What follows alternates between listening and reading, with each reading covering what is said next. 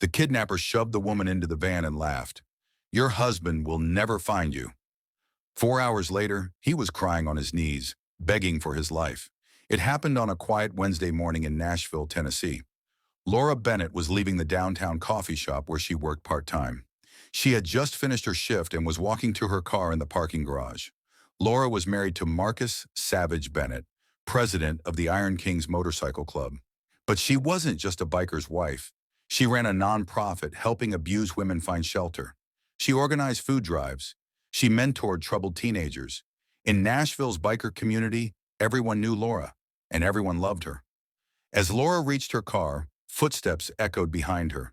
Before she could turn around, a hand clamped over her mouth. "Don't scream," a rough voice whispered. The man's name was Kyle Dixon, career criminal, drug dealer, and incredibly stupid. Kyle dragged Laura toward a beat-up gray van. His partner Trevor was behind the wheel, engine running. "Get her inside." "Quick," Trevor hissed nervously. Laura tried to fight back, but Kyle was too strong.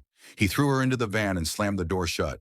The van peeled out of the parking garage, tires screeching.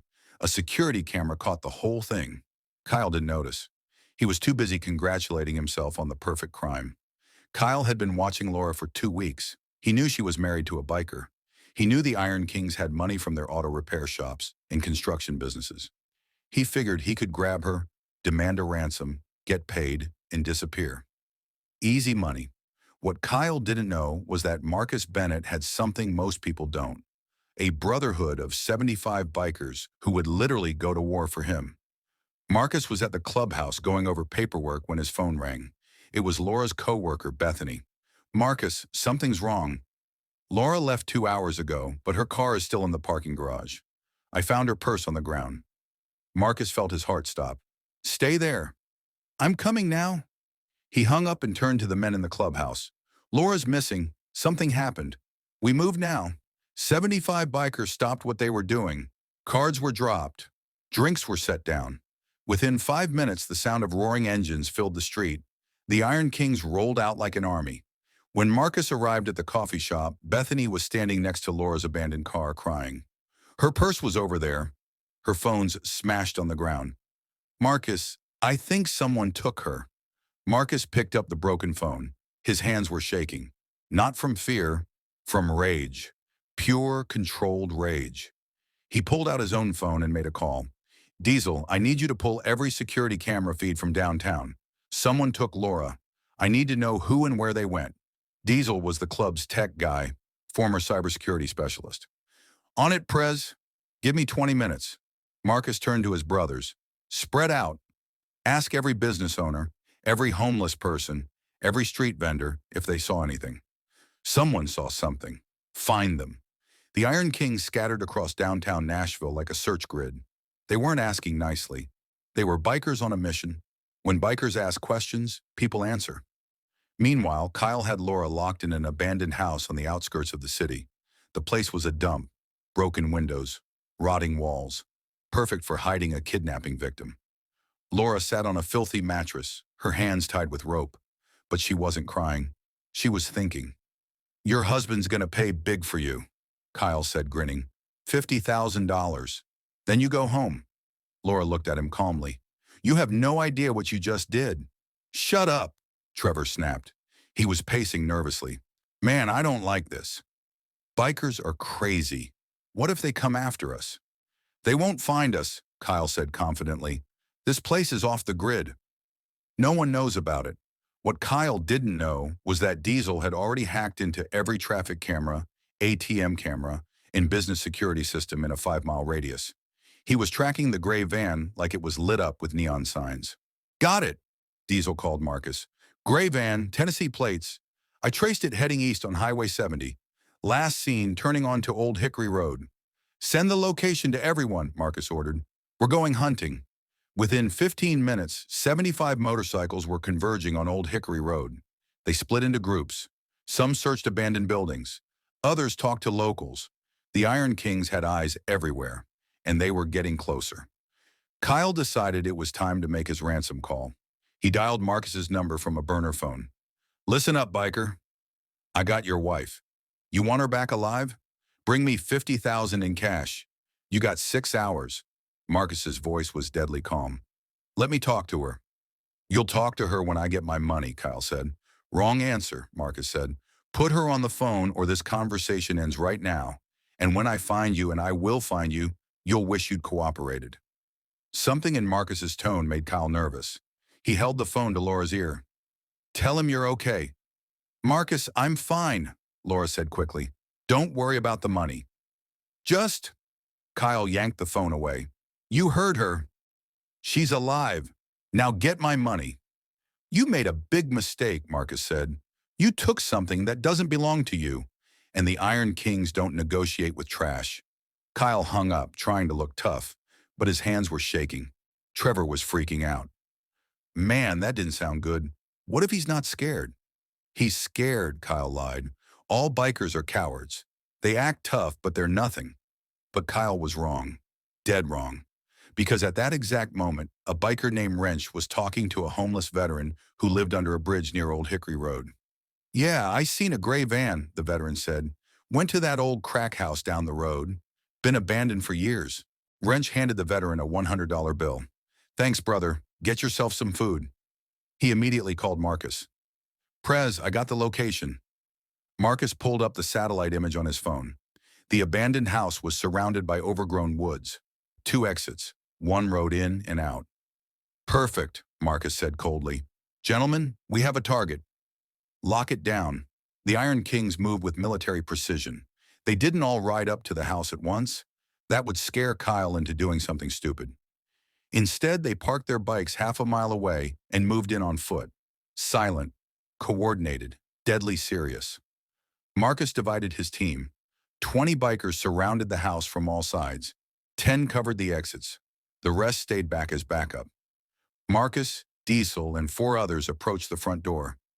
No knock, no warning. Marcus kicked the door open and the bikers flooded inside. Kyle spun around, eyes wide with shock. What the? He reached for a knife on the table, but Diesel was already on him. 250 pounds of angry biker drove Kyle into the wall. The knife clattered across the floor. Trevor tried to run out the back door, but ran straight into a wall of leather and muscle. 3 bikers grabbed him and dragged him back inside. It was over in seconds. Marcus walked past the struggling kidnappers and went straight to Laura. He cut the ropes off her wrists. Did they hurt you? I'm okay, Laura said, hugging him tightly. I knew you'd come. I knew you wouldn't wait. Kyle was on the floor, Diesel's boot on his chest. You can't do this. This is illegal. I'll call the cops. Marcus turned around slowly. His face was stone cold. You'll call the cops? You kidnapped my wife. You threatened her life. And you think the cops are going to help you? You're gonna kill us, Trevor whimpered. Oh God, you're gonna kill us. Kill you? Marcus said. No, that would be too easy, too quick. See, I want you to live. I want you to remember this day for the rest of your miserable lives. Marcus pulled out his phone and called someone. Detective Harris, this is Marcus Bennett. We found my wife. We also found the 2 men who kidnapped her. We're at the old house on Old Hickory Road. You might want to send a few squad cars and an ambulance. These boys are pretty banged up. Kyle's face went white. Wait, you're calling the cops? I thought bikers don't snitch. We don't snitch on our brothers, Marcus said coldly. But you're not our brother. You're garbage, and garbage belongs in prison. 20 minutes later, police cars surrounded the house. Detective Raymond Harris walked in and saw Kyle and Trevor zip-tied on the floor. Both had black eyes and bloody noses. Mr. Bennett, Harris said, what happened here? We found my wife, Marcus said calmly. These 2 men kidnapped her and demanded ransom. When we arrived to rescue her, they attacked us. We defended ourselves and restrained them until you arrived. Harris looked at the 75 bikers standing around, all nodding in agreement. He'd worked with the Iron Kings before. They ran legitimate businesses. They did charity work. They weren't criminals. Well, looks like a clear case of self-defense during a rescue operation.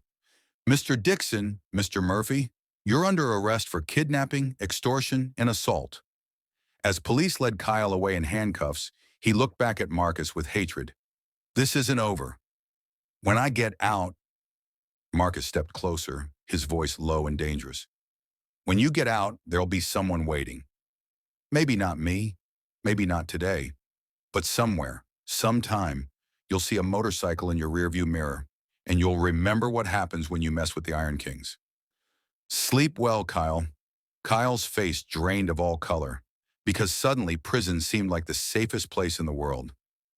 The Iron Kings took Laura home. That night, the clubhouse was packed. Music playing, beer flowing. Laura was safe. The kidnappers were locked up, and the Brotherhood had proven once again why you don't mess with family. Detective Harris closed his report that night. Victim recovered safely. Suspects in custody. No charges against civilians. He knew the truth. The Iron Kings had done in 4 hours what might have taken his department 4 days. Sometimes justice doesn't wait for paperwork. 6 months later, Kyle Dixon took a plea deal. 25 years, no parole. His lawyer told him, "You're lucky they didn't kill you.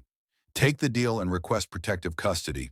The Iron Kings have friends everywhere, even in prison. Kyle took the deal. He's currently in solitary confinement. Because even behind bars, word travels fast. And nobody, absolutely nobody, messes with a biker's wife. Marcus keeps a photo from that day. Laura sitting on his motorcycle, surrounded by 75 brothers, all of them smiling, all of them family. When people ask why he rides with the Iron Kings, he points to that photo. "This is why," he says. "When your family's in danger, you don't call 911 and wait. You call your brothers, and they come running. That's what brotherhood means. That's what we are." Laura still runs her nonprofit. She still helps abused women. But now, wherever she goes, there's usually a biker nearby. Not because Marcus doesn't trust her safety, but because the Iron Kings learned something that day. Family is everything. And when family is threatened, you don't wait for permission. You don't fill out forms. You move. Because sometimes justice can't wait. Sometimes justice rides on chrome and thunder. And sometimes the biggest mistake a criminal can make is thinking bikers are all show and no action. Kyle Dixon learned that lesson the hard way. In an abandoned house, on his back, with Diesel's boot on his chest. That's what happens when you take a biker's wife. You don't get police negotiations. You don't get time to escape. You get 75 angry brothers who find you in 4 hours. And they don't come to talk, because bikers don't call police first. They handle family business. Then they call the police to clean up the mess. And in Nashville, Tennessee, there's a gray van rotting in a police impound lot. A reminder that some mistakes you only make once.